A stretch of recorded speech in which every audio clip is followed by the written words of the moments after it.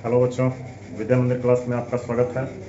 आज हम लोग मैथ का बहुत ही हल्का टॉपिक और काफ़ी इम्पोर्टेंट टॉपिक सांख्यिकी को डिस्कस करने वाले हैं। सांख्यिकी में आपको 3 तरह के प्रश्न पूछे जाते हैं: माध्य, माध्यक, बहुलक। माध्य, माध्यक और बहुलक, इन तीन में से किसी एक से आपको क्वेश्चन पूछा जाएगा। जहां तक ऑब्जेक्टिव की बात है तो ऑब्जेक्टिव आपको तीनों में से रह सकता है। ठीक है। एक और टॉपिक है आपका तोरण, जिससे क्वेश्चन अभी तक जनरली पूछा नहीं गया है। इससे सिर्फ आपको एक ऑब्जेक्टिव पूछा जाता है कि संचयी बारंबारता वक्र को क्या कहते हैं, तो तोरण कहते हैं। अदरवाइज ज़्यादातर करके आपको इन्हीं 3 टॉपिक से क्वेश्चन रहता है। ठीक है। तो आज हम लोग सबसे पहला टॉपिक माध्य को देखने वाले हैं। उस माध्य टॉपिक को देखने से पहले कुछ बातें आप लोगों के साथ शेयर करेंगे कि कोई भी सवाल आप पढ़ो, कोई भी वीडियो आप देखो, जब तक आप उसको पूरा नहीं देखोगे तब तक वो चीज़ें आपको समझ में नहीं आएंगी। इसीलिए जो बताया जाएगा आप शुरू से लेकर के अंत तक वीडियो को बिना स्किप किए हुए पूरा देखें। मैं गारंटी के साथ आपको कह रहा हूँ कि आपको माध्य में फिर कभी किसी तरह का कोई प्रॉब्लम नहीं रहेगा। आपको गणित यदि सीखना है तो उसके लिए आपको कलम कॉपी निकालना पड़ेगा। मेरा वीडियो देख लेने से आप या किसी का भी वीडियो देख लेने से आप गणित नहीं सीख पाओगे। आप चीज़ों को समझोगे, लेकिन जब तक आप उसको खुद अप्लाई नहीं करोगे, खुद उसको प्रैक्टिस नहीं करोगे, तब तक आपको गणित आने वाला नहीं है। क्लियर है? तो मैं आप लोगों से उम्मीद कर सकता हूँ कि आज की वीडियो देखने के बाद आपको घर पे इसका प्रैक्टिस भी ज़रूर करना। ठीक है। उसके बाद यदि आपको ये वीडियो में आपको बताई गई चीज़ें आपको अगर समझ में नहीं आती हैं तो आप कमेंट बॉक्स में लिख दीजिएगा। यदि किसी प्रश्न में आपको दिक्कत है तो आप क्वेश्चन नंबर लिख दीजिएगा। मैं आपको BTBC का बुक से सॉल्व करा दूँ। ठीक है। तो ये आपका बुक में 14.1 एक्सरसाइज में मिलेगा, जिसका ये पहला प्रश्न मैं आपको सॉल्व करके बता दूंगा। इसके प्रत्येक स्टेप को फार्मूला के साथ, फार्मूला को आपको सबसे पहले समझना होगा। फार्मूला हम लोग याद कर लेते हैं, फिर भी हम क्वेश्चन नहीं बना पाते हैं। आखिर इसके पीछे क्या रीज़न है, उन्हीं रीज़न पर आज हम लोग डिस्कस करेंगे। देखिए, सबसे पहले तो थोड़ा सा आप लोगों को हम जो आप पीछे पढ़ चुके हैं उसका थोड़ा सा एक झलक दिखा देते हैं। जैसे आप लोग 9th क्लास में पढ़े थे, जनरली जो आपके सामने में सवाल था वो अवर्गीकृत आंकड़े का था। आपसे नॉर्मल वे में पूछा जाता था, जैसे कि बताइए प्रथम 5 प्राकृत संख्याओं का माध्य क्या है। ठीक है। तो प्रथम 5 प्राकृत संख्याएं क्या है? 1 2 3 4 5। ठीक है।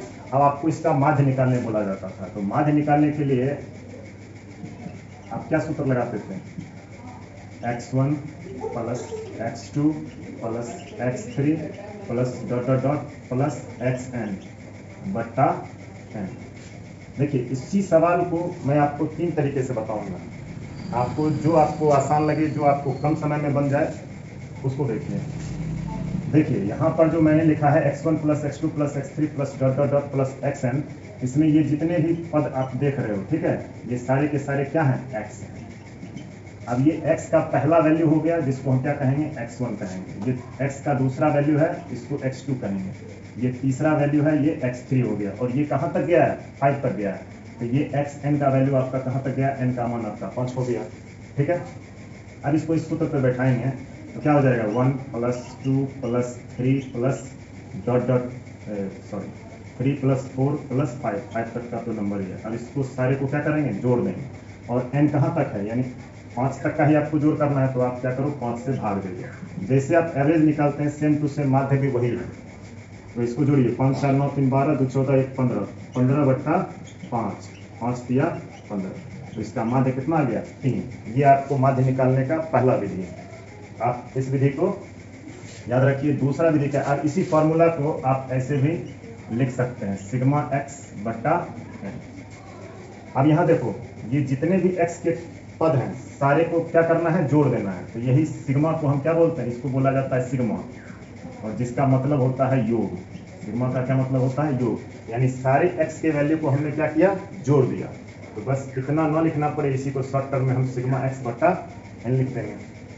ठीक है। अब दूसरे तरीके से हम इसी प्रश्न को कैसे बना सकते हैं? देखिए, क्वेश्चन है आपका 1 2 3 4 5, इसका आपको माध्य निकालना है। तो आप क्या करो? जैसे देखो, ये 5 तक का संख्या है, आधा इधर से हटाओ, आधा इधर से हटाओ, बीच में सिंगल आपका एक 3 बच जाता है, यही आपका माध्य हो गया। क्लियर है? तीसरे तरीके से हम कैसे बना सकते हैं? ये काफ़ी आसान है। 1 2 3 4 5। इस विधि में आपको क्या करना होगा कि जो आपका पहला संख्या और लास्ट वाला संख्या, इन दो संख्याओं को आप जोड़ दो, तो 1 + 5 और 2 से भाग दे दो। इन दोनों को क्या करना है, जोड़ देना है, पहली वाली संख्या और लास्ट वाली संख्या, इन दोनों को आप जोड़ दो और 2 से भाग दे दो। कितना हो जाएगा, 5 × 6 बट्टा 2, 2 से कट जाएगा, 2 × 3 = 6। इस स्थिति में भी आपका माध्य कितना आ जाता है, 3 आ जाता है। देखो, ये आपको समझाने के लिए मैंने 1 और 5 दोनों को जोड़ा है और 2 से भाग दिया है। आप लोग को इतना करने की जरूरत नहीं, ये सारी चीज़ें आपको मन ही मन कर लेनी है, ठीक है, ताकि आप टाइम को बचा पाओ। अब देखिए, आपके मन में आएगा कि ये विषम संख्या है, अगर यही सम संख्या में रहता तब क्या करते। जैसे देखिए 1 2 3 4 5 6, अगर 6 तक की संख्या रहती तो आधा यदि हम इधर से हटाते, आधा इधर से हटाते, तो बीच में तो कुछ है ही नहीं। अब कैसे माध्य निकालेंगे, देखो इस सिचुएशन में आपको क्या करना होता है कि इसका जो पहला जो भाग आप किए हो, इसका लास्ट वाला और दूसरा जहाँ से स्टार्ट होता है उसका स्टार्टिंग वाला, इन दो संख्याओं को जोड़ दो, तो क्या हो जाएगा, 3 + 4/2 और 2 से भाग लगा दो, तो 4 × 3 = 7, 7/2 कितना हो गया, 3.5। यानी कि यह जो 3.5 है वह 3 और 4 के ठीक बीच में है।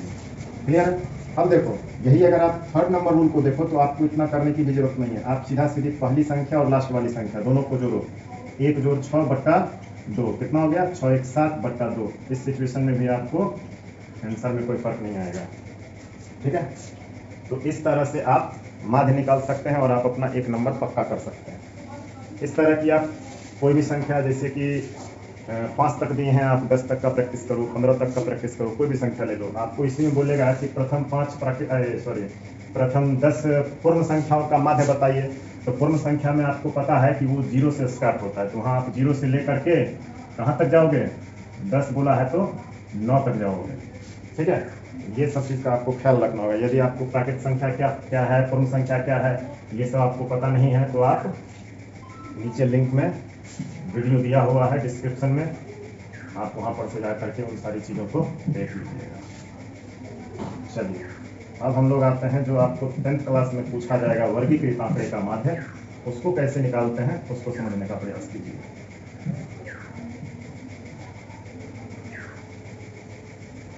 चलिए देखिए, माध्य निकालने का 3 विधि होता है। पहला विधि आपका हो गया प्रत्यक्ष विधि, प्रत्यक्ष विधि। दूसरा विधि कहलाता है कल्पित माध्य विधि, कल्पित माध्य विधि। और तीसरा है आपको पग विचलन विधि, पग विचलन विधि। यानी कि आप इन तीनों में से किसी का भी प्रयोग करके आप क्वेश्चन को सॉल्व कर सकते हैं। तो आज हम लोग इसका जो फर्स्ट पार्ट है प्रत्यक्ष विधि, इसको सीखेंगे। प्रत्यक्ष विधि द्वारा वर्गीकृत आंकड़ों का माध्य कैसे ज्ञात किया जाता है उसको समझते हैं। उसके बाद फिर नेक्स्ट टॉपिक में हम लोग कल्पित माध्य विधि और उसके बाद फिर पग विचलन विधि को भी समझ लेंगे। देखिए, इसमें जैसे कि इसका फॉर्मूला सबसे पहले मैं लिख दे रहा हूँ कि माध्य को आप x बार से सूचित करते हैं या तो आप a से सूचित करते हैं। इसका फॉर्मूला होता है सिग्मा fx बट्टे सिग्मा f। अब देखो, ये फॉर्मूला आपको याद रखना। अब इस फॉर्मूला में ये सिग्मा क्या होता है, f क्या होता है, x क्या होता है, इन सारे टर्म को मैं आपको बता दे रहा हूँ, आप ध्यान देना। ऐसा जो सिंबल आप देख रहे हो इसको क्या बोलते हैं, सिग्मा। और सिग्मा का मतलब क्या होता है, योग। सिग्मा का क्या मतलब होता है, योग होता है। उसके बाद ये जो स्मॉल f देख रहे हो, स्मॉल f को क्या बोलते हैं, बारंबारता, फ्रीक्वेंसी। उसके बाद देखो ये बारंबारता क्या है, मैं अभी आपको बता दे रहा हूँ। उसके बाद देखो ये x को बोला जाता है वर्ग चिन्ह, इसको क्या बोलते हैं, वर्ग चिन्ह। और क्वेश्चन में जब आपको x निकालने के लिए कहेगा तो x निकालने के लिए ये सूत्र याद रखना, निम्न सीमा प्लस उच्च सीमा बट्टा 2। आप लोग थोड़ा सा पेशेंस रखें, आपको सारी चीज़ को मैं आपको समझा दे रहा हूँ क्या है। अब देखिए, ये सारा चीज़ हम लिख दिए हैं, समय को बचाने के लिए क्वेश्चन पहले लिख दिया गया है। अब देखिए, जैसे कि क्वेश्चन में आपको कह रहा है कि विद्यार्थियों के एक समूह द्वारा पर्यावरण संचेतना अभियान के अंतर्गत एक सर्वेक्षण किया गया जिसमें उन्होंने एक मोहल्ले के 20 घरों में लगे हुए पौधों से संबंधित निम्नलिखित आंकड़े एकत्रित किए। प्रति घर माध्य पौधों की संख्या ज्ञात करें। देखिए, जब भी आपको माध्य कहेगा निकालने के लिए तो ऊपर में जो लैंग्वेज दिया हुआ रहेगा लंबा चौड़ा, उसको देख करके आपको भयभीत नहीं होना। आपको मेन मतलब किससे होना चाहिए? आंकड़े से होना चाहिए। आंकड़े में देखो, यह जो पौधों की संख्या दिया हुआ है, ये जैसे 0 से 2, इसको 0 - 2 नहीं पढ़ना है, ठीक है। 0 से 2, 2 से 4, 4 से 6, 6 से 8, 8 से 10, 10 से 12 और 12 से 14। ये आपका हो गया वर्ग अंतराल, ठीक है। अब इसमें घरों का संख्या कितना दिया हुआ? 1 2 1 5 6 2 3। इसका मतलब समझिए, जैसे कह रहा है कि 0 से लेकर के 2 क्या है? पौधों का संख्या है। मतलब 0 से लेकर के 2 तक पौधा लगाने वाला घर क्या को है? एगो है। 2 गो पौधा से लेकर के 4 गो पौधा तक घर, मतलब पौधा लगाने वाला घर का संख्या कितना है?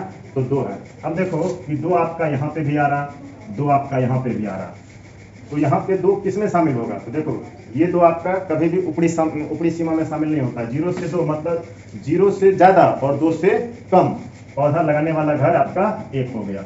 फिर 2 से ज्यादा और 4 से कम, मतलब 2 से लेकर के 4 तक के अंदर का पौधा लगाने वाला घर क्या हो गया? 2।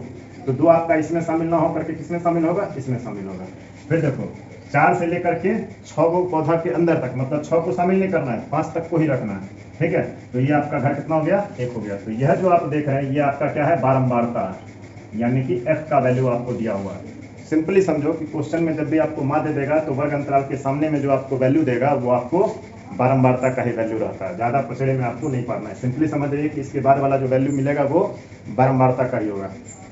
तो इसमें देखिए, f का तो आपको टेंशन खत्म हो गया। अब आपको क्या चाहिए? x चाहिए। एक आपको नीचे सिग्मा f भी कर रहा है, और सिग्मा का मतलब आपको पता है कि योग होता है। तो क्या करना है? सारे f वाले को यदि आप जोड़ देते हैं तब जो आपको योग मिलता है उसी को हम क्या बोलेंगे? सिग्मा f बोलेंगे।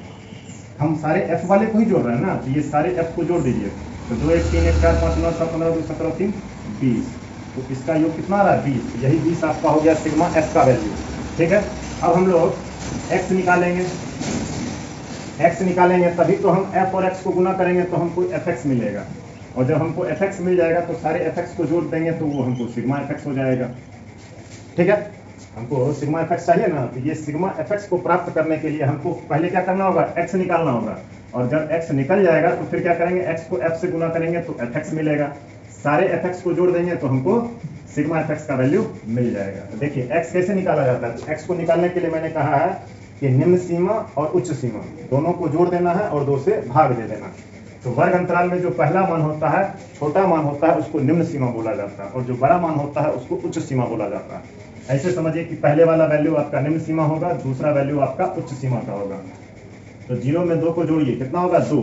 और 2 में फिर क्या करना है? 2 से भाग लगाना है, कितना हो जाएगा? 1, ठीक है।